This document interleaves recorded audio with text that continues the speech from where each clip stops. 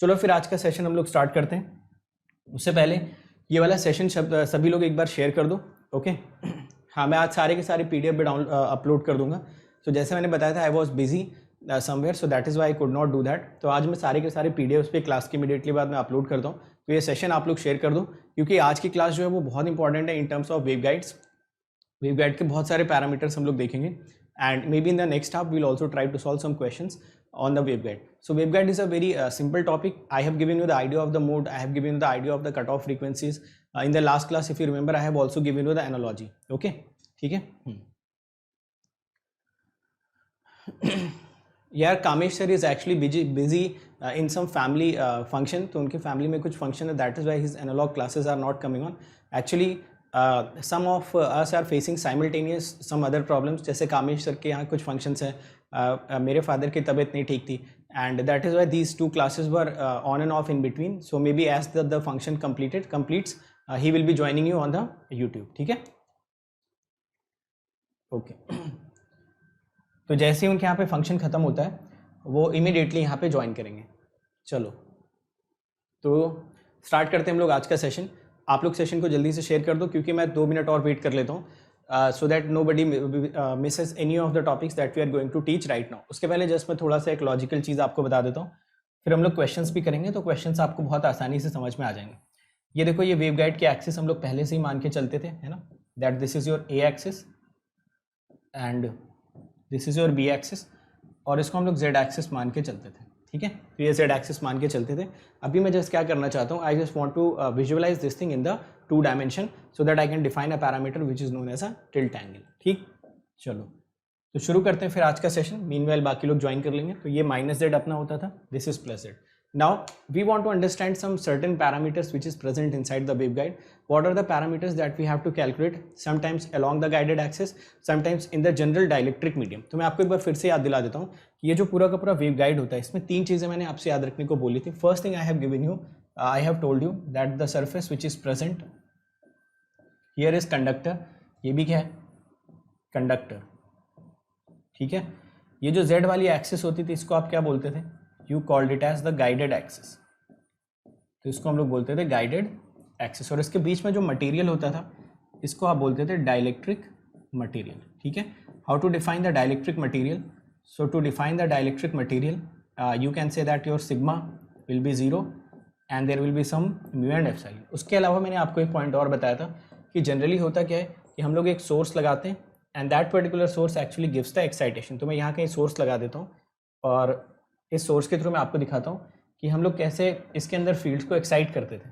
तो यहाँ से कुछ किसी भी आर्बिट्रेरी एंगल पे आपका ये EM वेव एंटर करता था.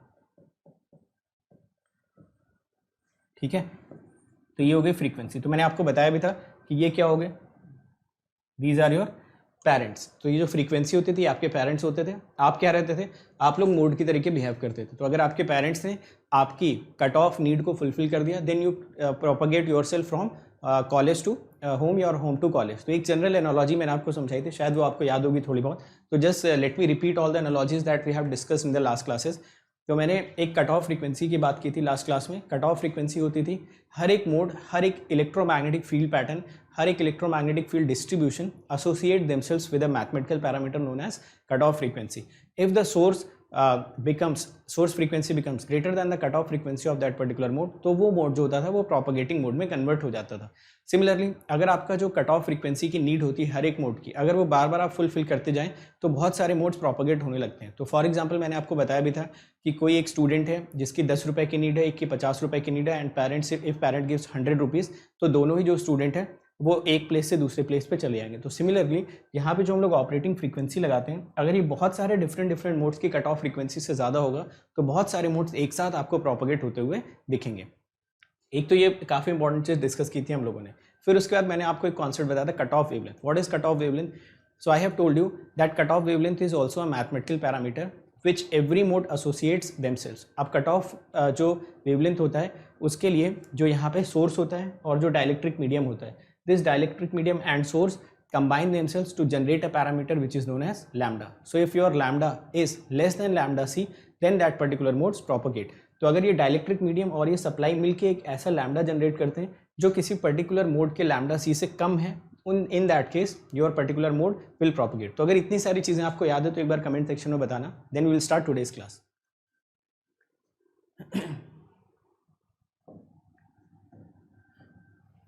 If you remember all these things तो जस्ट एक बार कंफर्म कर दो ताकि आज की क्लास हम लोग स्टार्ट कर पाएँ।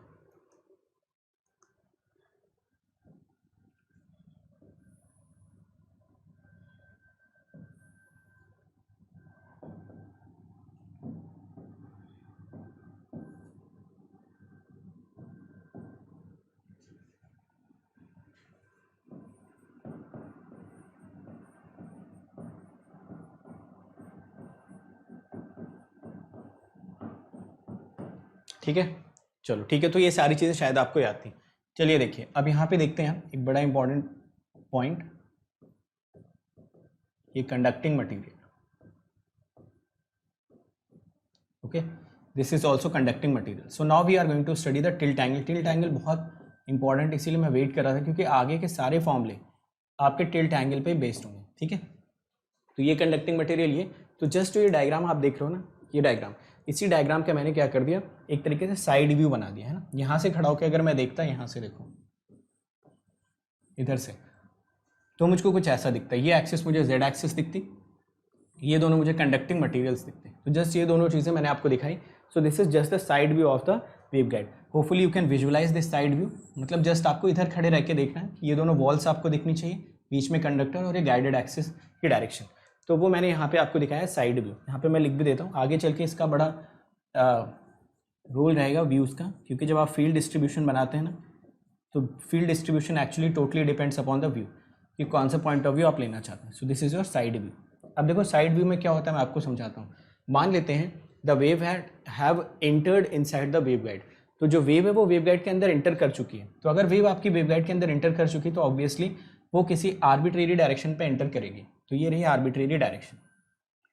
यहाँ से थोड़ा थोड़ा एनालॉजी लेना। यहाँ से देखो, किसी भी आर्बिट्रेरी डायरेक्शन में वेव आपकी एंटर कर रही है।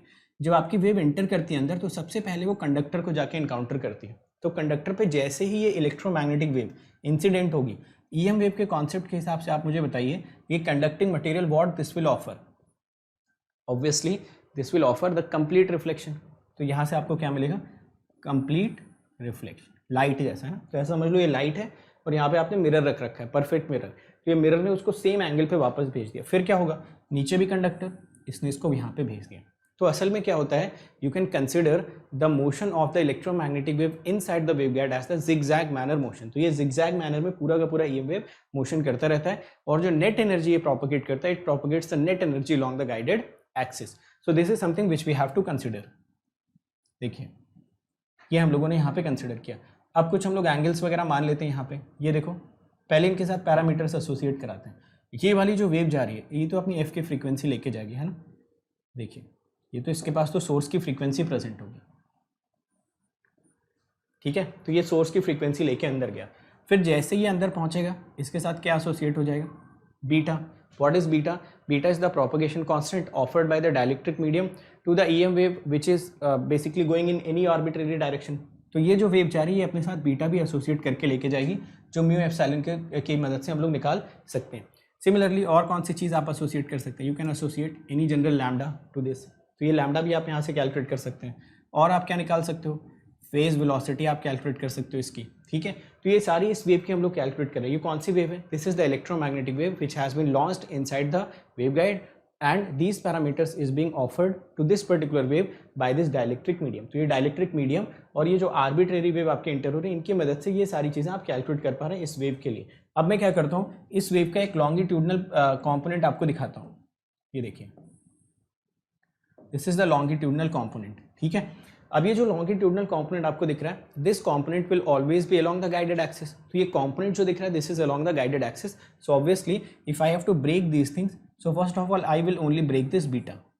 तो मैंने ये बोला कि जब भी कोई इलेक्ट्रोमैग्नेटिक वेव वेवगाइड के अंदर जाएगी, तो आर्बिट्रेरी डायरेक्शन या नेचुरल डायरेक्शन में जो प्रोपगेशन कांस्टेंट ऑफर होगा, that will be beta, and the propagation constant offered along the guided axis will be beta bar. तो ये जस्ट दो रिलेशंस हम लोग यहाँ पे देखना चाहते हैं। If you want you can ignore this F lambda and everything, that relation we will develop later on, ठीक है। तो जस्ट आपको ये याद रखना है कि यहाँ पे ये वाला जो ईएम वेव है, इसको ये डाइलेक्ट्रिक मीडियम बीटा का प्रोपगेशन कांस्टेंट ऑफर कर रहा है, और अगर इसी वेव का एक कंपोनेंट आप ले ले along guided axis, then this medium is offering the propagation constant of beta bar to it. अब इनके बीच में जो एंगल बनता है that angle is known as tilt angle, sometimes it is also called as impression angle.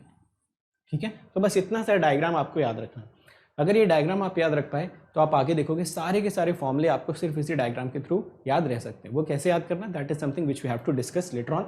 But अभी के लिए ये डायग्राम कितने लोगों को समझ में आ गया वो एक बार कमेंट सेक्शन में कंफर्म कर दो। Are you able to understand this diagram what I have telling you.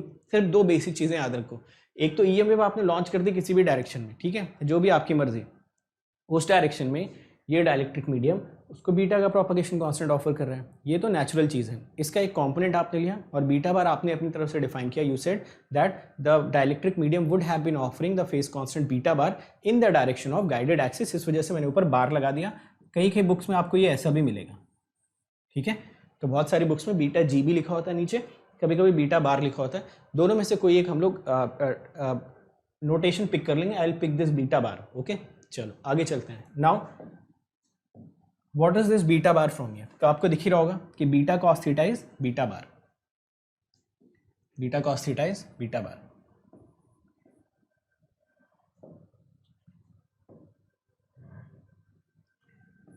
So your beta bar is coming out to be beta cos theta, ठीक है। अब बीटा बार की वैल्यू कैलकुलेट करते हैं। You know that beta square equal to beta bar square plus H square. ये तो कोई भूल नहीं सकता, है ना। ये मैंने बताया था बीटा मतलब देखो ये बीटा, इसका ये कंपोनेंट बीटा बार, और ये वाला कंपोनेंट इसका क्या होता था, एच। बताया था ना मैंने, तो ये कंपोनेंट एच होता है। तो ये रिलेशन तो वैसे भी आप नहीं भूल सकते हो, ये आपको मिल गया एच। तो ये मैंने दोनों पार्ट्स में डिवाइड कर लिया। Now you can also call this thing as beta bar square equal to omega square mu epsilon minus H square, because you know that this beta square will become, देखो बहुत simple यार, है ना, इसको complicate बिल्कुल मत करना। This beta bar square will become omega square mu epsilon, क्योंकि बीटा आपको पता होता है जे ओमेगा म्यू एप्सिलॉन होगा, तो आप यहाँ पे माइनस का साइन एक्स्ट्रा भी लगा दीजिए। तो आपको यहाँ से पता चलेगा that beta is equal to omega under root mu epsilon, ठीक है। माइनस नहीं, इसको प्लस ही रहने दो, ठीक है। तो ये बीटा आपको ऑलरेडी पता होता है लॉसलेस मीडियम के लिए, जस्ट वो हमने यहाँ पे लिखा। तो बीटा बार स्क्वायर की वैल्यू भी आपको मिल गई इतनी। अब यहाँ से देखना, अगर मैं बीटा बार स्क्वायर को ऐसे ही रहने देता and if I have taken this omega mu epsilon, तो मैं इसको अगर ओमेगा स्क्वायर म्यू एप्सिलॉन को कॉमन ले लूँ तो अंदर आपको मिलेगा 1 minus H square upon omega square mu epsilon, ठीक है। और अगर आपको याद हो लास्ट क्लास में हम लोगों ने एक पैरामीटर डिफाइन करा था एफ सी या ओमेगा सी। ओमेगा सी वाला जो पैरामीटर आ रहा था that was coming out to be H upon under root mu epsilon. याद आ रहा है किसी को ये पैरामीटर? देख लीजिए और बताइए मुझे, है ना, काफ़ी इजी है। तो हम लोगों ने डिफाइन भी करा था लास्ट क्लास में। अब उसको डिफाइन करने के लिए देखो आप यहाँ से भी देख सकते थे that if propagation along the guided axis ceases और the propagation along the guided axis become zero. तो अगर बीटा बार आपका जीरो हो रहा था लास्ट क्लास में, तो ये ओमेगा कितना हो जा रहा था, ओमेगा सी। और यहीं से आप देख सकते हो कि ओमेगा सी की वैल्यू आ कितनी रही, H upon under root mu epsilon, है ना। ये सिंपल सी चीज़ समझ पाना। तो बाय द वे अगर आप भूल भी रहे हो ना कि ओमेगा सी कैसे आया था, तो ऐसे भी लॉजिकली याद कर सकते हो that omega C is the cut off frequency और exactly the frequency at which the propagation along the guided axis ceases. तो propagation along the guided axis अगर कैलकुलेट करना है तो उस केस में आप बीटा बार को जीरो पुट करिए। इसका मतलब अलॉन्ग द गाइडेड एक्सिस कोई भी आपका मोशन नहीं हो रहा है, कोई भी प्रोपगेशन नहीं हो रहा है, तो जो ये ओमेगा होगा that will behave as your omega C. So ultimately this beta bar square is coming out to be omega square mu epsilon 1 minus omega C upon omega whole square, ये मिला। अब यहाँ से बीटा बार का अगर मैं under root ले लेता हूँ, so this beta bar becomes equal to omega under root mu epsilon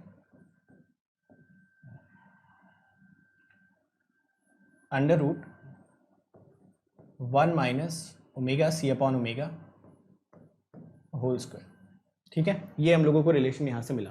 अब देखो दो चीज़ें आपके पास हैं, ये वाला इक्वेशन और ये वाली इक्वेशन हमें कंपेयर करनी। This equation and this equation we have to compare. So let me give some names to it. इसको मैं बोल देता हूँ इक्वेशन 1 और इनको मैं बोल देता हूँ इक्वेशन 2। बहुत ध्यान से समझते रहना, आज की क्लास में बहुत सारी चीज़ें आपको बताऊंगा कि क्वेश्चंस कैसे पिकअप करना है, कैसे डायरेक्टली उनको आंसर करना है, ठीक है। तो देखो, तो यहाँ पे तो ये समझ में आ गया ये दोनों रिलेशंस। अब मैं इन दोनों रिलेशंस को साइड बाय साइड लिखता हूँ। So we have obtained two relations beta bar equal to beta cos theta. Second relation we have right now obtained, beta bar equal to beta under root 1 minus omega C upon omega whole square. आप इसको चाहते तो ऐसा भी लिख सकते थे, beta under root 1 minus F C by F whole square. So hopefully you can understand this very important concept. ठीक है, तो मैंने यहाँ पे बीटा बार लिखा. ये तो आपको पता है यार कि ये बीटा की तरह बिहेव करेगा. So you can again write it as beta. So your beta bar becomes beta under root 1 minus F C by F whole square. इन दोनों को अगर आप कंपेयर करेंगे तो आपको पता चल रहा होगा that upon comparison you are getting your cos theta equal to under root 1 minus F C by F whole square, और you can say sine theta equal to F C by F. तो यार ये formula कभी मत भूलना, है ना. ये पूरे वेवगाइड की जान है ये फॉर्मूला. अगर ये फॉर्मूला याद है तो सब कुछ आप कैलकुलेट कर सकते हो. Everything you can calculate just by remembering this formula. So आगे से आप टिल्ट एंगल का जो फॉर्मूला याद रखेंगे, that formula has to be very important. And सिर्फ इतना याद रखना, sine theta equal to F C by F. Rest of the things you can calculate. तो इस फॉर्मूले से साइन थीटा निकालना, उससे कॉस थीटा आ जाएगा. Once you calculate cos theta you will be able to calculate the phase constant along the guided axis. इस beta बार को हम लोग क्या बोलते थे? This is the phase constant along the guided axis along the longitudinal axis. तो कितने लोगों को टिल्ट एंगल का ये फॉर्मूला समझ में आ गया? अगर ये फॉर्मूला समझ में आ गया हो तो मैं इसका इंटरप्रिटेशन भी आपको समझाता हूँ कि what is actually this formula is suggesting. ठीक है, समझ आया? तो जस्ट ये फॉर्मूला बता दो. अगर आप समझ गए हो तो मैं आपको इसका मैथमेटिकल एस्पेक्ट भी समझाता हूँ कि मैथमेटिकली आपको क्या देना चाहता है एंड एवरीथिंग. चलो देखते हैं आगे. ठीक है, so I hope you have understood this formula. So let me give you different cases. मैं आपसे पहले कुछ क्वेश्चंस भी पूछूंगा. ठीक है, वो क्वेश्चंस आप बताना. अब मैं इनके नाम लिखता हूँ. नाम देखना. This is operating frequency. This is operating frequency. What is this? It is cutoff frequency of a mode. It is cutoff frequency of a mode. ठीक है, तो देखो जब भी f greater than fc होगा, what this will suggest? This will suggest the propagation along the guided axis. Propagation along the guided axis, or this will suggest beta bar is real. तो इतनी सारी चीज़ें हम लोग यहाँ से निकाल सकते हैं. सेम चीज़ को मैं यहाँ से जस्टिफाई करने की कोशिश करता हूँ. You had this formula sine theta equal to F C by F. ये था फॉर्मूला. यहाँ से ज़रा देखिए एफ सी बाई एफ का रेशियो आपको कितना मिल रहा है. In the same case we are talking about in the same case, so you can say that fc by f from this ratio is coming out to be less than 1. so sin theta is coming out to be less than 1, जो कि बिल्कुल ठीक बात है. sin theta की value 1 से कम होनी चाहिए, which means there will be the possibility of this theta, which means this theta will exist. और अगर थीटा आपका एग्जिस्ट कर रहा है तो यही सारी चीज़ें आप यहाँ से भी कंक्लूड कर सकते हो. ठीक है, तो आगे से देखो हमें क्या पता चला, that ultimately what do we want? Ultimately to propagate a mode along the guided axis, the very basic thing we need is F greater than F C. क्योंकि ऑपरेटिंग फ्रीक्वेंसी अगर कट ऑफ मोड की frequency से ज़्यादा है then that mode will propagate along the guided axis, and that is also suggesting that beta bar is coming out to be real. क्योंकि अगर beta bar real होगा तो उस केस में this particular part J beta bar Z, ये वाला जो part आएगा है ना, ये क्या रिप्रेजेंट करेगा? प्रोपगेटिंग मोड टाइम के साथ मिलके. प्रोपगेशन अलोंग जेड एक्सिस, है ना. बीटा बार रियल आने का मतलब क्या हो गया कि जब आप इसमें आप जे वाला टर्म अटैच करोगे, it will become e to the power j omega t minus beta bar z, and that will represent a travelling wave along the guided axis. तो मेरे ख्याल से ये पॉइंट आपको बहुत अच्छे से क्लियर होगा. ये हम लोगों ने पहले भी बहुत डिटेल में डिस्कस किया था कि स्टैंडिंग वेव का फॉर्मेट क्या होता है, ट्रैवलिंग वेव का फॉर्मेट क्या होता है, और उसमें बीटा बार का रियल रहना इतना इंपॉर्टेंट क्यों है. अदरवाइज ओमेगा टी के साथ ऐड होके वो आपको एक ट्रैवलिंग वेव का फॉर्मेट नहीं दे पाएगा. ठीक है, तो ये चीज़ हम लोगों ने यहाँ पे डिस्कस की. अब जरा देखिए ध्यान से यहाँ पे, ये देखिए प्रोपगेशन अलोंग जेड एक्सिस, यहाँ पे हम लोगों को समझ गए. सेम चीज़ आप यहाँ से बोल सकते हो that if your wave is entering at a certain angle, that certain angle is calculated by this parameter fc by f, in that case also certain modes can be propagated inside the waveguide. तो मैं इसको diagram से भी आपको समझाता हूँ, तो diagram से भी एक बार इसको समझने की कोशिश करो। ये देखो, ठीक है। तो देखिए यहाँ पे सपोज हम लोग बात कर रहे हैं कि एक मोड आ रहा है और हम लोग मान के चल रहे हैं कि उसका प्रोपोगेशन पॉसिबल है, और आप ये मान के चलिए कि ये एंगल जो आप यहाँ पे मेंशन कर रहे हैं, that particular angle is theta, that particular angle is theta 1, ठीक है। तो ये मोड आया, ये पूरा का पूरा प्रोपोगेट होता चला गया। अब जब ये प्रोपोगेट हो रहा होगा तो इस गाइडेड वॉल के लॉन्ग क्या बन रहा होगा, स्टैंडिंग वेव, और वेव आपकी प्रोपोगेट कर रही होगी लॉन्ग जेड एक्सिस। मैंने पहले भी बोला था इसको विजुअलाइज कर पाना नेक्स्ट टू इम्पॉसिबल है, तो विजुअलाइज नहीं करते, मैथमेटिकली इसको मान के चलते हैं। बाद में जब प्लॉटिंग करेंगे तो थोड़ा सा मैं आपको विजुअलाइजेशन भी देने की कोशिश करूंगा। Similarly what would have been, अगर मान लो आपका वेव ऐसे जा रहा होता, ये देखिए, मतलब थीटा कुछ और हम लोग ले लेते हैं, फॉर एग्जाम्पल दिस, तो भी ये जिगजैग मोशन कर रहा होता, इस केस में भी ये थीटा क्या करता, एग्जिस्ट करता। तो ऐसे बहुत सारे थीटा एग्जिस्ट कर सकते हैं for all thetas for which sine theta equal to FC by F and that particular ratio comes less than 1 for all those thetas the certain mode will propagate along the guided axis. तो आप यहाँ से बोल सकते हैं for all thetas, for all theta if sine theta which is FC by F becomes less than 1, तो वो सारे के सारे जो मोड्स होंगे वो आपके क्या कर जाएंगे, प्रोपोगेट कर जाएंगे। So this will represent propagation along z axis, along z axis, ठीक है। तो देखो दो तरीके से अब आप जस्टिफाई कर सकते हो।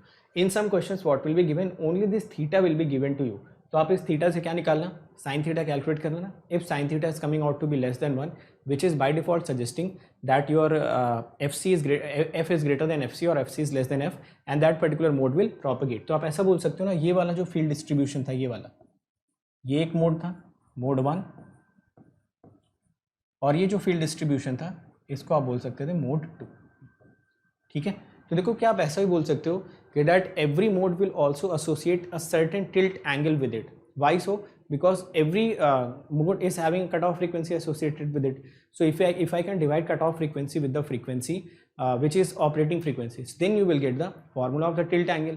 So in a way you can say that tilt angle is nothing but the parameter of a mode. So every mode will have certain tilt angle associated with it, and if that particular tilt angle is following this relation FC by F is less than 1, then that particular mode will propagate, otherwise that mode will not propagate. तो यहाँ पे भी वही same logic आ रहा है जो पहले इसके आ रहा था कि अगर मोड एग्जिस्ट कर रहा है तो प्रोपोगेट करेगा या नहीं करेगा, ये किस बात पे डिपेंड करेगा, it will always depend upon the operating frequency, और यू कैन नाउ से it will also depend upon the tilt angle. So you have to understand that what is the tilt angle which is offered by the waveguide to the particular mode. If the particular mode is getting a proper tilt angle, then it will propagate, otherwise it will not propagate. तो मैं सारी चीज़ें one by one summarize करता हूँ. That now you have two parameters, in fact 3 parameters. One is your cutoff frequency, another one is your cutoff wavelength, and third one is your tilt angle. So tilt angle is also very crucial parameter. If a particular mode is getting a certain tilt angle, then it will propagate, otherwise it will never propagate. ठीक है, ये point सबको समझ में आ गया. सो कितने लोगों को केस 1 समझ में आ गया? अब देखो जैसे जैसे क्वेश्चंस लगाओगे ना, जैसे जैसे क्वेश्चंस लगाओगे वैसे वैसे चीज़ें और क्लियर होती जाएंगी. मैथमेटिक्स का क्रैश कोर्स कंटिन्यू हो गया, बिल्कुल होगा, और इनफैक्ट मे बी दिवाली के बाद वो रेगुलर चलेगा. ठीक है, तो दिवाली के बाद वो रेगुलर चलेगा क्योंकि पिछले 2 वीकेंड पे आपकी क्लासेस नहीं हो गई. रीज़न मैंने बता दिया आपको. तो अब वो 15 के बाद may be it will come on regular basis. ठीक, तो ये पहले बताना, ये लॉजिक कितने लोगों को समझ में आ गया कि F greater than FC, operating frequency greater than cutoff frequency of a mode, then you can calculate a certain tilt angle. If that certain tilt angle's sinusoidal parameter becomes less than 1, then you will say that that particular mode will propagate. तो mode को propagate कराने के लिए 3 parameters आपको मिल गए. एक cutoff frequency, एक cutoff wavelength, तीसरा tilt angle of a particular mode. ठीक है, चलो आगे चलते हैं, केस 2 पे आते हैं. तो केस 2 से you will have a better clarity. F equal to FC. Now I'm not explaining this. F is operating frequency and FC is cutoff frequency of a mode. तो मैं इसको लिख नहीं रहा हूँ, अभी अंडरस्टूड है, यहीं से आप देख लेना. ठीक है, F is operating frequency, FC is cutoff frequency of a certain mode. In that case everyone knows what will happen. Your beta bar will become 0. और अगर बीटा बार 0 हो गया, so what this will represent? This will represent no propagation along guided axis. So this will represent no propagation along guided axis. ठीक है, तो इस case में आपको क्या मिलेगा? सिर्फ स्टैंडिंग वेव्स मिलेगी एक्स एक्सिस और वाई एक्सिस पे, उसको यहाँ से भी जज करते हैं. So in that case you are calculating your sine theta which is your tilt angle. So sin theta is coming out to be fc by f, which is coming out to be 1. So every one of you can calculate the value of theta as odd multiples of 90 degree, or maybe you can say it is 90 degree. So theta equal to 90 degree का मतलब क्या हुआ, ज़रा इस बात को भी समझिए और देखिए यहाँ पे हो क्या रहा है. तो अभी आप क्या बोल रहे हो इस केस में? आप बोल रहे हो कि अगर operating frequency is exactly equal to the cut off frequency of a mode, तो देखो मोड आपको दिखेगा कैसे. तो आप उस मोड को, अब देखो मैं आपको थोड़ा और समझाने की कोशिश करता हूँ. अब आप उसमें देखो कितना समझ पाते हो. मैं थोड़ा सा आपको अंदर लेके जाता हूँ, थोड़ा सा मैं आपको एक्स्ट्रा समझाता हूँ. ये देखो, ये थी कट ऑफ फ्रीक्वेंसी, ये थी ऑपरेटिंग फ्रीक्वेंसी, ये हो गई एग्जैक्टली कट ऑफ फ्रीक्वेंसी के बराबर. समझिएगा इस बात को. तो ये ऑपरेटिंग फ्रीक्वेंसी हो गई कट ऑफ फ्रीक्वेंसी के बराबर. अब जब ये वेव इसके अंदर एंटर कर रही होगी ना, तो देखो ये वेव गाइड उसको कितने का टिल्ट एंगल ऑफर करेगा. So that particular wave guide will offer the tilt angle of 90 degree. तो देखो इसका बिहेवियर होगा कैसे, तो मैं आपको समझाता हूँ. देखिए, इसको तो हम लोग कर लेते हैं नॉर्मल एक्सिस की तरह. ये था आपका एक्सिस, गाइडेड एक्सिस को जस्ट मैं रेफरेंस के लिए बना लिया. अब देखो, जिस भी मोड के लिए ऐसा हो रहा है उस मोड का प्रोपगेशन देखो कैसा आपको दिखेगा. देखिए,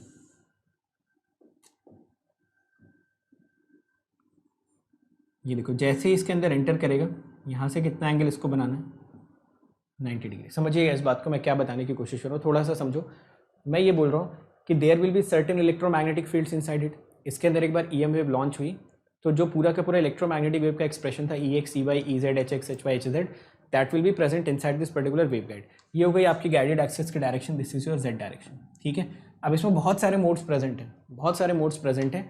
आपने एक ऑपरेटिंग फ्रीक्वेंसी लगाई जिसकी फ्रीक्वेंसी किसी पर्टिकुलर कट ऑफ फ्रीक्वेंसी वाले से मैच कर गई. आपने एक ऑपरेटिंग फ्रीक्वेंसी लगाई जिसकी फ्रीक्वेंसी किसी पर्टिकुलर मोड के कट ऑफ फ्रीक्वेंसी से मैच कर गई, तो वो मोड देखो कैसा बिहेवियर शो करेगा.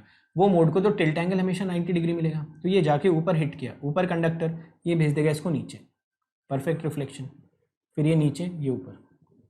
और ये मोड जो है वो हमेशा ऑसिलेट करता रहेगा along the guided axis. It will always show some standing wave pattern, but it will never have a zigzag motion along the z axis. Zigzag motion along the z axis का मतलब होता है जो आप उसके components लोगे, one component will give you the traveling wave, other two components will give you the standing wave in certain directions. तो यहाँ पे सिर्फ और सिर्फ आपको standing wave ही मिलेगा, कोई भी आपको traveling wave नहीं मिलेगी. ये शायद मैं पहले भी आपको बता चुका हूँ when we were writing all the expressions. तो वहाँ पे मैंने आपको बताया भी था that what are the standing waves and what are the traveling waves. So in that case beta bar equal to 0, you can say that you will only get standing waves along the guided walls.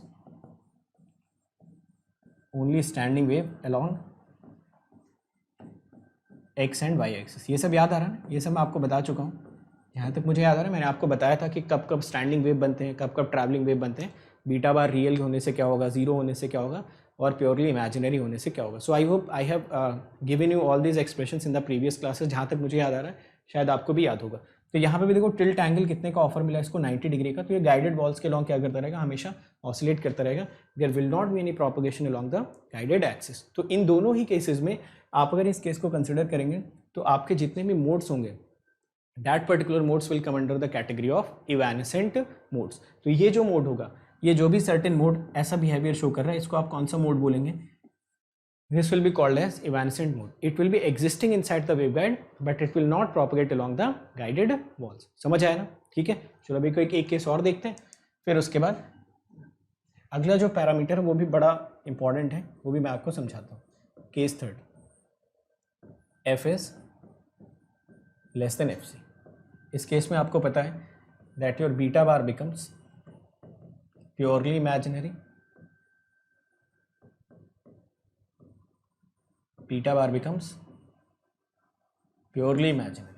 और अगर beta bar purely imaginary मिल गया, which means there will be attenuation along the guided axis.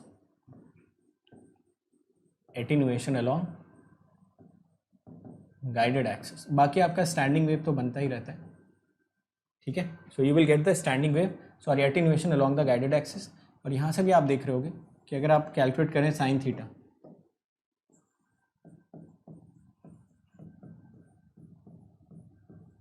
fc by f, it is coming out to be greater than 1. So you will say there will not be any theta, no such theta can exist. कोई भी ऐसा theta आप नहीं ले सकते जिसके लिए sine theta की वैल्यू 1 से ज़्यादा हो जाए. तो आप बोलेंगे no such theta will exist, और ultimately the waveguide will not offer any theta to it, or it will not offer any particular tilt angle so that it can show some sort of propagation along the guided axis. तो ये वाले भी जितने modes होंगे वो भी आपके सारे के सारे इवेनेसेंट मोड की कैटेगरी में आ जाएंगे. तो यहाँ पे जब वेव एंटर करने की कोशिश कर रही होगी ना, तो वो along द गाइडेड एक्सिस जो आपका ऑसिलेशन हो रहा था, वो ऑसिलेशन भी यहाँ पे आपका रिस्ट्रिक्ट होगा. या फिर आप ऐसा बोल सकते हो कि जो sine theta is equal to F C by F वाला जो रिलेशन आ रहा है, इसकी वजह से कोई भी टिल्ट एंगल हम लोग कैलकुलेट नहीं कर पा रहे, और ultimately there will not be any propagation along the guided axis. ठीक है. तो अब इन तीनों ही केसेस में देखो, यहाँ पे देखो क्या हो रहा है, ये था तो इसका ये वाला हिस्सा प्रोपगेट कर गया, ये गाइडेड वॉल्स के लॉन्ग ऑसिलेट करते रहे. समझ आया सबको? इस केस में देखना, इस केस में क्योंकि 90 डिग्री मिला, so it will only have the oscillations along the guided axis. In that case no such theta exist, या फिर कोई ऐसा थीटा एग्जिस्ट ही नहीं कर रहा है. और you can say that in this category all these modes will have attenuation along the guided axis, which means guided axis के along अगर आप जाओगे तो आपके oscillations भी die out करते जाएंगे, और ultimately they will not exist at all inside the waveguide. तो ये तीनों cases आपको समझ आ गए. So I hope now you are able to relate all the things, how tilt angle is related with your mode propagation. So tilt angle is also very important parameter which gives you the idea behind the mode propagation. समझ आया? Okay. हाँ, इसी के syllabus के लिए इलेक्ट्रोस्टैट्स मैग्नेटोस्टैट्स नहीं पढ़ना है आपको, सिर्फ और सिर्फ ईएम वेव के स्टार्टिंग से पढ़ना है, और स्टार्टिंग का कोऑर्डिनेट सिस्टम और वेक्टर कैलकुलस आपको कवर करना है. ठीक है. तो स्टार्टिंग में vector algebra, coordinate system, vector calculus, वो पूरा का पूरा portion. After that you can directly jump on to the EM wave, and boundary condition is mentioned as the syllabus. तो बाउंड्री कंडीशन भी अलग से पढ़ लेना. ठीक है. ओके. तो बाउंड्री कंडीशन भी अलग से आप देख लेना. चलो, क्या ये तीनों चीज़ें सबको समझ में आ गई? ठीक है. चलो अब आते हैं अगले पैरामीटर पे. अब देखो सारे पैरामीटर्स बहुत आसान. इसमें बोल रहा है you have to calculate the phase velocity along the guided axis. So to calculate the phase velocity along the guided axis, first of all symbol, ये सिंबल हो गया. आपको पता होता है ये कैलकुलेट करने के लिए ओमेगा अपॉन बीटा लिखते हैं, बट ये अलोंग गाइडेड एक्सिस बोल रहा है तो यहाँ पे भी बार लगा दिया, यहाँ पे भी बार लगा दिया, हो गया फॉर्मूला. बस इतना ही याद रखना इसमें, nothing to more, nothing to remember anything else apart from it. Just remember the formulas of the beta bar. So what is beta bar? It is beta cos theta. Okay. And what about this sin theta? Sin theta is fc by f. तो बस ये इतना याद रखना है हर फॉर्मूले, याद रख लोगे इसको. So this is the phase velocity along the guided axis. तो phase velocity के लिए ओमेगा अपॉन बीटा पहले याद रखते थे, यहाँ पे जस्ट आप बीटा बार याद कर लीजिए, and this will give you a better idea. चलो इसको कैलकुलेट करते हैं, इसको कैलकुलेट करते हैं वीपी बार को. So this Vp bar becomes omega upon beta bar is beta cos theta, which means omega under root mu epsilon under root 1 minus fc by f whole square. Or this Vp bar can be written as, देखो 1 upon under root mu epsilon को आप क्या लिख सकते हैं, it is the phase velocity inside the dielectric medium, है ना. इसको आप चाहते तो ओमेगा अपॉन बीटा भी लिख सकते थे ओनली, नॉट बीटा बार. तो बीटा और बीटा बार में आपको अंतर पता है कि बीटा जो आर्बिट्ररी डायरेक्शन में ऑफर हो रहा है, बीटा बार जो along the guided axis offer हो रहा है. So this VP can be written as 1 upon under root mu epsilon, और ultimately you can write it as VP upon may be cos theta again. Okay, याद हो गया ये formula? याद ये सब नहीं करना है, सिर्फ ये याद रखना ओमेगा अपॉन बीटा बार, बाकी सारी चीज़ें कैलकुलेट कर लेना. So once you have calculated this, you will note a very interesting point that this cos theta, इसकी वैल्यू हमेशा कहाँ से कहाँ के बीच में लाई करती है, -1 से 1 के बीच में. तो अगर इस कॉस थीटा की आप वैल्यू कैलकुलेट करोगे -1 से 1 के बीच में, so what you can say that your VP bar will always be greater than और इक्वल टू वीपी. चेक कर लीजिए, है ना. ऐसा बोल सकते हैं। समझना इस बात को ध्यान से, फिर मैं आपको थोड़ी थोड़ी और चीज़ें क्लैरिटी से बताता हूँ। अभी तो ऐसा लग रहा है कि since this cos theta can lie between -1 to 1, so you can say that your we P bar will be greater than और इक्वल टू वी पी। इस चीज़ को थोड़ा सा और बेटर तरीके से समझते हैं और इसके पीछे के कई सारे लॉजिक्स को भी हम लोग डिकोड करते हैं, ठीक है। तो मैं अभी इसकी बात नहीं कर रहा हूँ, अभी सिर्फ फॉर्मूला लिखता हूँ, we P upon cos theta. चलिए, ये हम लोगों ने लिखा। अब मैं इसको भी थोड़ा सा डिकोड करना चाहता हूँ, how this V P bar is equal to V P upon cos theta is behaving and what is the logic behind it. तो एक एक करके डिस्कस करते हैं। पहले तो ये बताओ, ये फॉर्मूला समझ में आ गया? एक बार कमेंट सेक्शन में बता दो अगर ये फॉर्मूला पूरी तरीके से समझ आ गया, तो फिर इसके आगे का लॉजिक मैं देखता हूँ, ठीक है।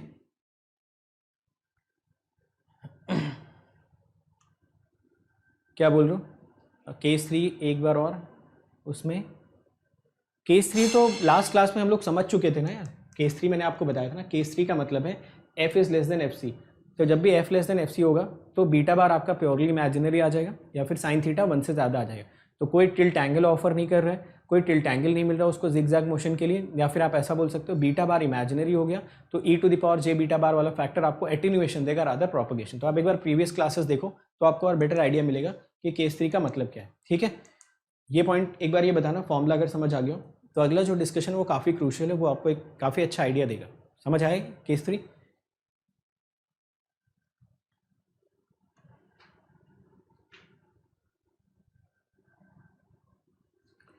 आ गया? ठीक है, चलो देखो ज़रा, इसमें भी ना मैं कुछ केसेस डिस्कस करना चाहता हूँ।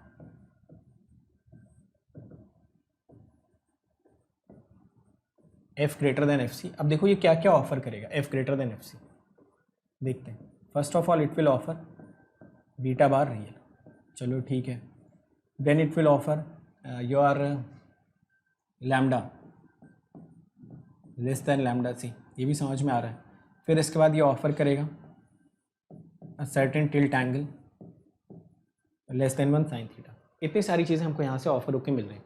अब ज़रा बात करते हैं फेज वेलोसिटी की। So if I have to calculate the phase velocity along the guided axis, it will be vp upon cos theta, है ना। यही तो along the guided axis अगर आपको कैलकुलेट करना, it is coming out to be vp upon cos theta. अब ज़रा check करते हैं यहाँ पे, ये cos थीटा जो है इसके साथ क्या बिहेवियर चल रहा होगा या फिर ये क्या बिहेवियर शो करेगा। So this becomes 1 minus F C by F whole square. समझिएगा इस बात को ध्यान से।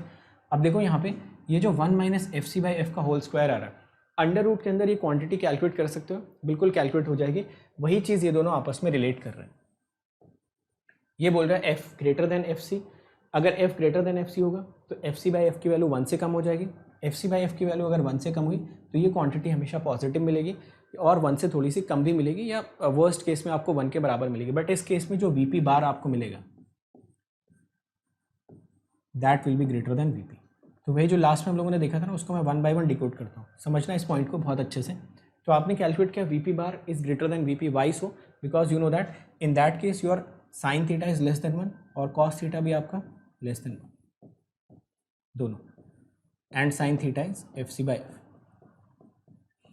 ये तो हमें याद है, फिर भी अगर किसी को रेफरेंस के लिए लेना है तो यहाँ से ले सकते हो।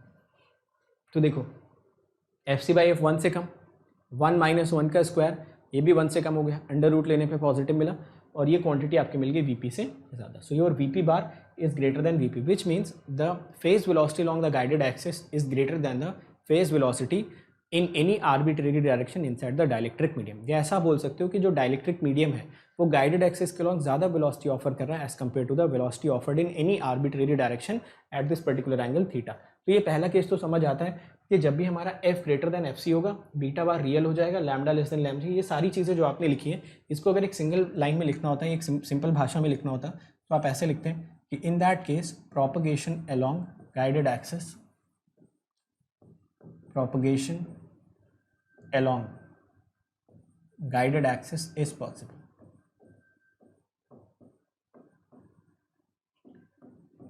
is possible,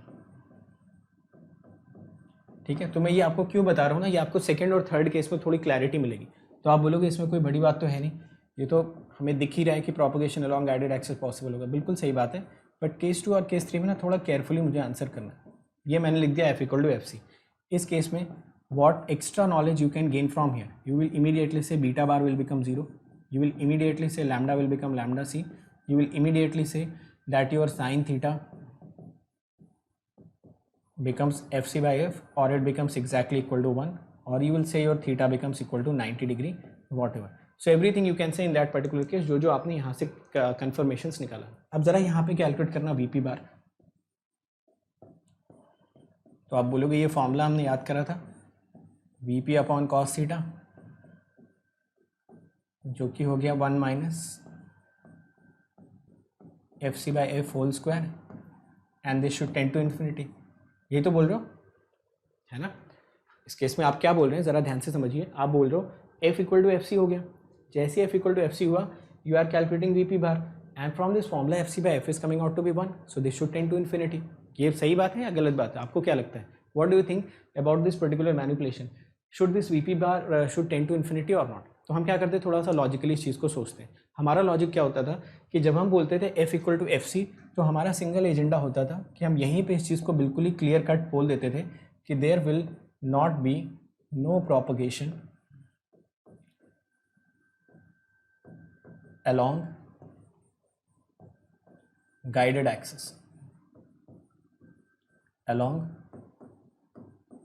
guided axis. तो मुझे बताना, अगर guided axis के along propagation ही नहीं हो रहा है, तो ये जो VP बार की वैल्यू आ रही है, ये आपको इन्फिनिटी मिलनी चाहिए या फिर जीरो मिलनी चाहिए? Obviously जीरो मिलना चाहिए, because there is no propagation along the guided axis, which means it suggests that this particular formula of the phase velocity which you are using, which you are deriving it from omega upon beta bar, this particular formula is valid when and only when your beta bar is strictly real. क्योंकि जब आप ये formula लगाते हो ना, तो formula लगाने का मतलब ही है कि बीटा बार आपका स्ट्रिक्टली कैसा होना चाहिए, real, so that it can show you a certain propagation along the guided axis. तो अगर ये बीटा बार जब तक रियल है, तब तक तो ये फॉर्मूला बिल्कुल सही है, इस फॉर्मूले को आप यूज़ कर सकते हैं. बट अगर कभी बीटा बार आपका जीरो हुआ या फिर आपका propagation along the guided axis restrict हुआ, तो इस फॉर्मूले से जो आंसर आएगा ना, वो आंसर आप कभी भी मैथमेटिकली जस्टिफाई नहीं कर पाएंगे, और maybe you should not also justified, because this is not the correct formula that you are using. जो फॉर्मूला आप यूज़ कर रहे हैं वहाँ पे ओमेगा अपॉन बीटा बार में अगर बीटा बार जीरो आ गया, देखो, तो वैसे ही वीपी बार इन्फिनिटी जाने वाला था, but VP bar is the velocity of the wave which is propagating along the guided axis. तो यहाँ पे गाइडेड एक्सिस के अलॉन्ग कोई वेव प्रोपगेट नहीं हो रही है, which means this particular path, ये पाथ जो आपने चूज़ करा ये गलत है ना. कभी भी मैथमेटिक्स लगा के इसका आंसर मत देना वीपी बार वाले में. वीपी बार जब भी किसी क्वेश्चन में पूछा जाए, सबसे पहले इंश्योर करो आप कि गाइडेड एक्सिस के अलॉन्ग प्रोपगेशन हो भी रहा है या नहीं. If along the guided axis there is no propagation, immediately write your VP bar equal to 0. If there is propagation along the guided axis, then you will say that yes, this VP bar will be calculated by using these formulas. या जैसे last case में आप calculate कर रहे थे, वहाँ पे आपको VP से ज़्यादा मिलता भी जाएगा. तो जो आप ये कैलकुलेट करो ना, phase velocity along the guided axis. So this is also the phase velocity of a mode along the guided axis. If that mode is a propagating mode, or it is satisfying the f greater than fc criteria, then you will be able to calculate the VP bar.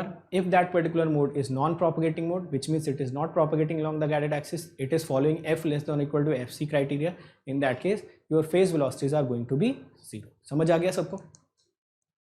चलो देखो इसको और बताओ, अगर ये point आपको समझ में आया है तो.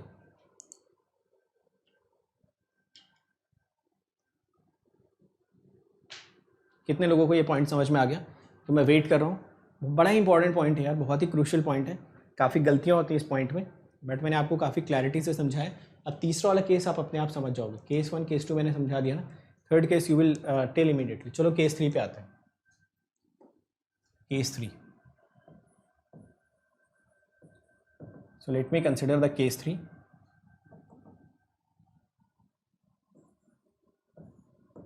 F less than F C. इस केस में अगर मैं डायरेक्टली आपसे वी भी पूछूंगा ना, तो आप डायरेक्टली बता दोगे, बट स्टिल मैं यहाँ पे सारी चीज़ें कैलकुलेट कर लेता हूँ. Beta bar purely imaginary, okay. और क्या निकालते हैं हम लोग? बीटा बार लैम्डा है ना, lambda greater than lambda C, then sine theta equal to F C by F greater than 1. इसका मतलब ये है कि ये वेव प्रोपगेट नहीं करेगी. This is not propagating along guided axis, not propagating along guided axis. So in that case what will be the phase velocity? तो ये फॉर्मूला कभी भी मत लगाना इस केस में, ठीक है, क्योंकि ये फॉर्मूला वैलिड ही नहीं है ना. अगर प्रोपगेशन ही नहीं हो रहा है तो ये फॉर्मूले की वैलिडिटी ही नहीं. तो ये गलती हमसे कई बार हो जाती है, ये गलती मत करना. VP bar will be immediately zero. VP zero नहीं होगा, है ना, ये जीरो नहीं होगा. वीपी तो एक किसी भी आर्बिट्रेरी डायरेक्शन में वेलोसिटी शो कर रहा है ना. वीपी तो ये वाली वेलोसिटी देखो, ये वाली, तो वीपी वाली वेलोसिटी तो रहेगी. ये वाली वेलोसिटी आपकी जीरो हो जाएगी क्योंकि इस एक्सिस के लॉन्ग आपका प्रोपगेशन जीरो होगा. तो कितने लोगों को ये काफ़ी इंपॉर्टेंट बात समझ में आ गई? सबको समझ में आया? तो बड़ा ही क्रूशियल छोटा सा पॉइंट है जो जनरली हम मिस आउट करते हैं कि फॉर्मूले की वैलिडिटी कब कब है ना. ऐसा नहीं कि आपने फेज वेलोसिटी का फॉर्मूला याद कर लिया या ग्रुप वेलोसिटी का फॉर्मूला याद कर लिया so it is always valid. Phase velocity, group velocity, any kind of velocity in waveguide which you are calculating is always along the guided axis. और गाइडेड एक्सिस के लॉन्ग तभी calculate होगा वो parameter जब guided axis के long propagation हो रहा होगा. ठीक है,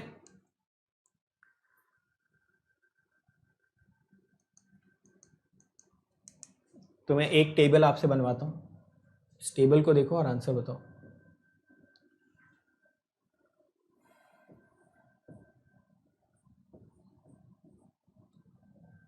एफ ग्रेटर देन एफ सी.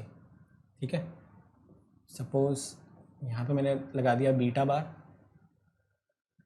यहाँ पे मैं आपको दे देता हूँ लैम्डा, यहाँ पे मैं दे देता हूँ साइन थीटा, ओके, और यहाँ पे मैं दे देता हूँ face velocity along the guided axis obviously.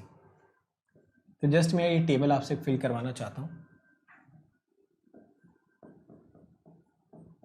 तो मैं समझ जाऊँगा कि आपको किस हद तक ये वाला पूरा का पूरा कॉन्सेप्ट समझ में आया.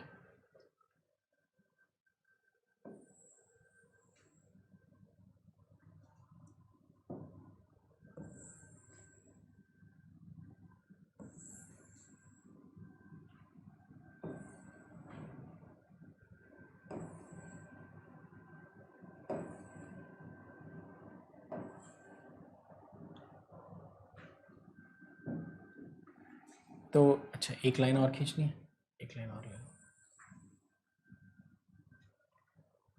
तो आप देखिए यहाँ पे बीटा बार क्या मिलेगा, रियल. लैम्डा क्या मिलेगा, less than lambda C. Sine theta क्या मिलेगा, लेस देन 1. वीपी बार क्या मिलेगा,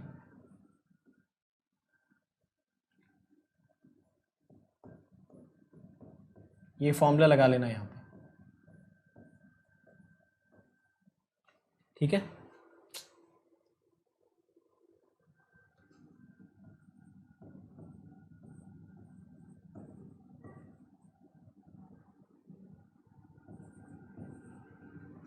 ये फॉर्मूला लग जाएगा. यहाँ पे बताना जीरो.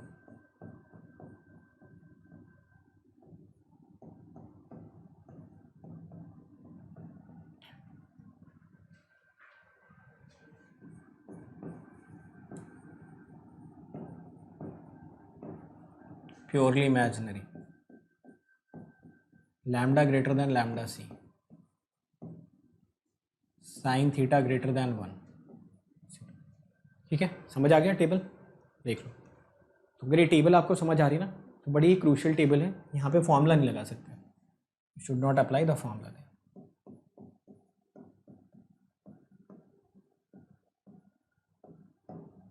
और एक चीज़ मैं और ऐड कर देता हूँ, ये जो फॉर्मूला लिखा था only when beta bar is real, तो ये शुरू में मैंने नहीं लिखा था जानबूझ के, क्योंकि मैं आपको समझाना चाह रहा था कि फॉर्मूला कब कब ये लगाया जा सकता है. So this formula is valid only when beta bar is real, otherwise ये फॉर्मूला आपका इनवैलिड हो जाएगा. ठीक है, समझ गए ना सारे लोग? तो बड़ा ही इंपॉर्टेंट फॉर्मूला, इसको याद रखना यार.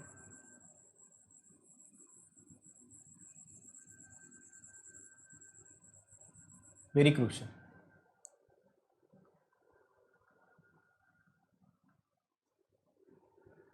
चलो, तो फेज वेलोसिटी पे डिस्कशन करने के बाद let us come on to the group velocity.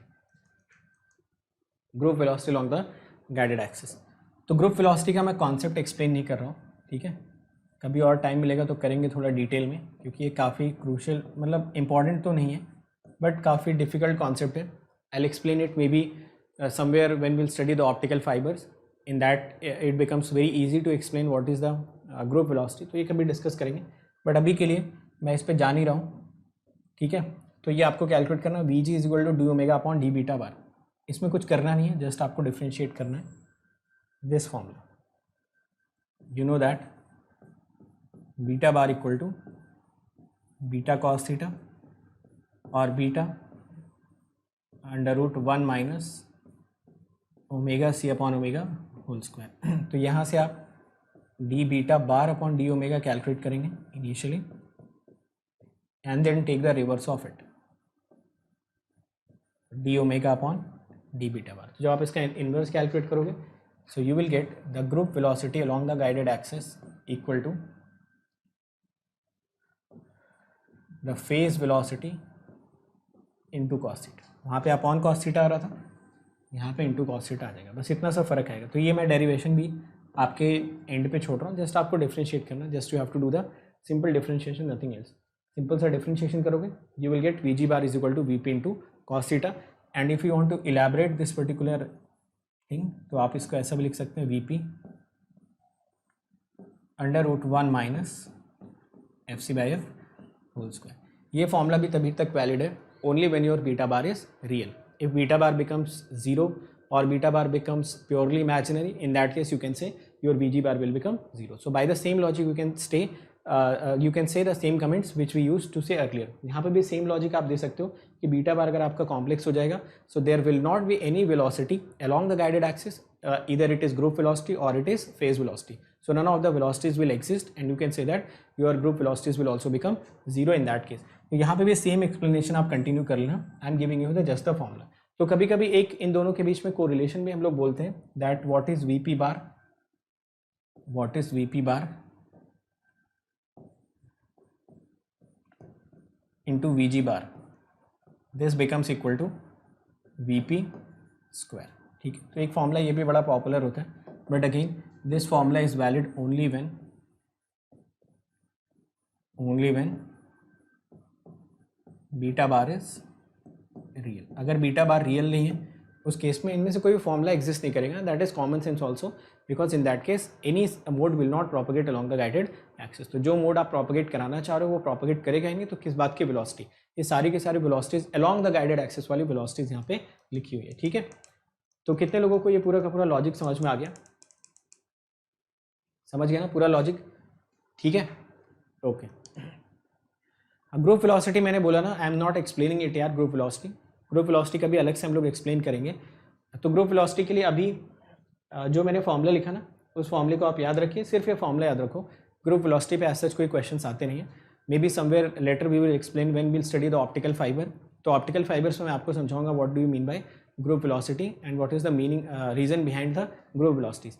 तो ये एक थोड़ा सा डिफिकल्ट कॉन्सेप्ट होता है, जिसमें मुझे थोड़ा सा डीप जाना पड़ेगा। तो मैं अभी इसको, मैंने जैसा पहले बोला कि I am not explaining it, अगर आपको चाहिए तो मैं आपको एक बुक बता देता हूँ, उस बुक में जाके आप ग्रुप वेलोसिटी के बारे में अच्छे से पढ़ सकते हैं, ठीक है। ये एक ऑप्टिकल फाइबर की बुक आती है, असल में ऑप्टिकल फाइबर भी आप देखोगे बाद में चल के ना, सो it is nothing but the same modal propagation that we have studied here, same modal propagation theory is directly transported to there। तो ऑप्टिकल फाइबर में भी ऐसी ही सारी चीज़ें होती हैं, वहाँ पे दो चीज़ें अलग अलग हम लोग देखते हैं ना, कि एक मोड का प्रोपगेशन देखते हैं और उसी मोड को कभी कभी हम लोग पाथ से रिलेट कर देते हैं। तो वो हम लोग कभी देखेंगे, ऑप्टिकल फाइबर पढ़ेंगे, अगर आपको देखना है तो यहाँ से थोड़ा देख लो, बट अभी मैं ये एक्सप्लेन नहीं कर रहा हूँ, ठीक है। चलो, तो आज की क्लास में देखो कितनी इंपॉर्टेंट चीज़ हम लोगों ने डिस्कस की। एक तो मैंने टिल्ट एंगल आपको बता दिया है ना, और टिल्ट एंगल के अलावा फेज वेलोसिटी और ग्रुप वेलोसिटी में काफ़ी अच्छा रिलेशन मैंने बताया। And in case of phase velocity एक हमें ये भी पता चला होगा कि phase velocity formula is not a universal formula, this formula is valid only when beta bar is real, या propagation long the guided axis हो रहा हो। अगर प्रोपगेशन लॉन्ग गाइडेड एक्सिस ही नहीं हो रहा है तो किस बात की फेज वेलोसिटी हमेशा क्या रहेगी आपकी, zero, which means that particular mode will never propagate along the guided axis, ठीक है। तो ये पूरा पॉइंट समझ आया सबको? एक यहाँ पे ये भी लिख लो, VP bar greater than VP.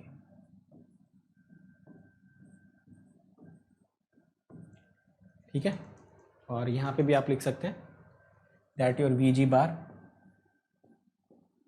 Is less then VP। तो ये लॉजिक आप चाहो तो यहाँ पे एक्सटेंड कर सकते हैं।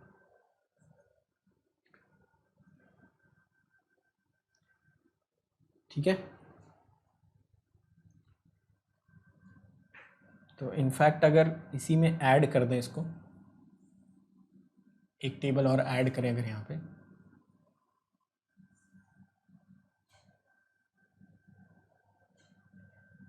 तो एक टेबल इसमें और ऐड कर देता हूँ। ठीक है, तो आपके लिए आसान हो जाएगा।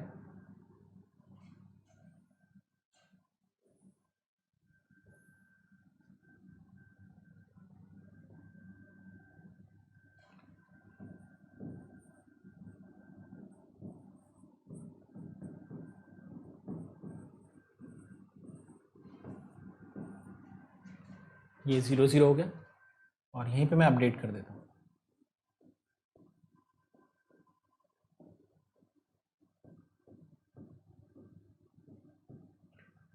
ऐसा कभी होगा जब इनको आप कैलकुलेट कर पाओगे। ठीक है, only when beta bar is real.